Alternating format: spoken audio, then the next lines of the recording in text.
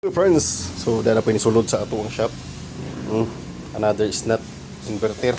O pagayta na human sa kining ato ang on process nga inverter pod is not gihapon and dapat gyud ka ng grid tie inverter. So dala po ni sulod karon another labad na pud ni. Mga friends, mao ni ang karon nga ni sulod nga inverter. So paghantag inverter karon natay inverter nga ongoing kani is not gihapon, so we have the kaning grid tie nga inverter lahi obra ni siya. So guba po ni inverter kato di mo under, so kanina sunog po nabasa gabi so ato nakita diri kani ato kitanggal ang screw, tanggalon nato ni wire, patanggal nato ng screw ay dapat diri bitan ano ni stagiya napasa ni gabi sa uwan, so nasunog daw yan, nasunog ay nasunog.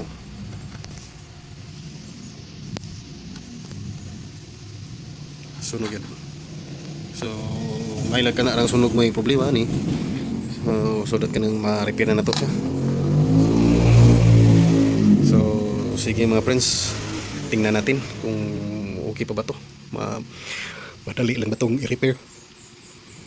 Check ko na. Welcome back. So ito na yung pumasok kanina na inverter. Ano siya? Sunog. Nakita natin na sunog. Then nilinisan natin friends yung connector ng AC. Then yung board, nilinisan natin. Check natin kung may mga sunog ba na mga makikita. So sa ngayon ito sinuplayan na natin, testing na natin. So tinanggal natin yung mga carbon side sa doon sa nasunog na part sa AC port sa board. So ito ngayon sinuplayan na natin. Yan, 12 volts kasi ito. So at dito na sa power on natin. Meron na siyang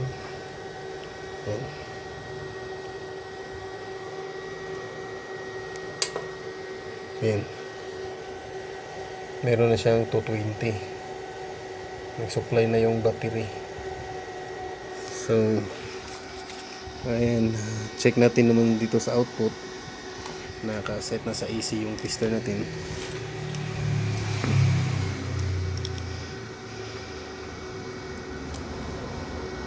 Ayan. Meron na siyang 220.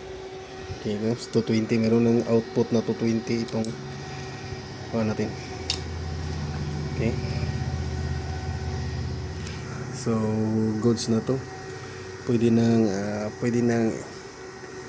i-close.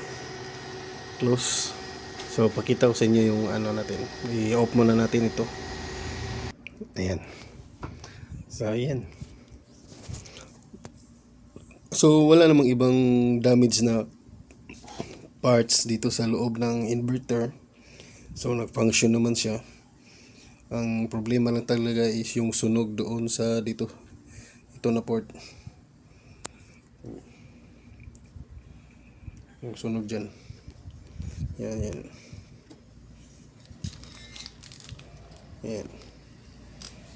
Kita yung sunog. So nilinis natin yan mga friends. Nilinis. Tapos yun, tinanggal yung mga carbon. At sinauli, tinesting. So yun, gumana naman. So pwede na siya. So mayroon tayong natapos na isa. Ngayon, natagalan lang ito na naabutan lang ng gabi kasi may pinuntahan ako, may nilakad. So ayun mga friends, no more other issue. Pwede na 12 volts ito na inverter. 12 volts ito, nakita nyo sa yan, 12 volts. 12. Yung isa natin, yung ito 24. So hindi pa yan natapos. So ito madali lang kaya natapos ng madali. Okay? Salamat sa panunood. God bless you all. Thank you very much. GBR Electronics, Jai Huplok. Jai Huripa YouTube channel.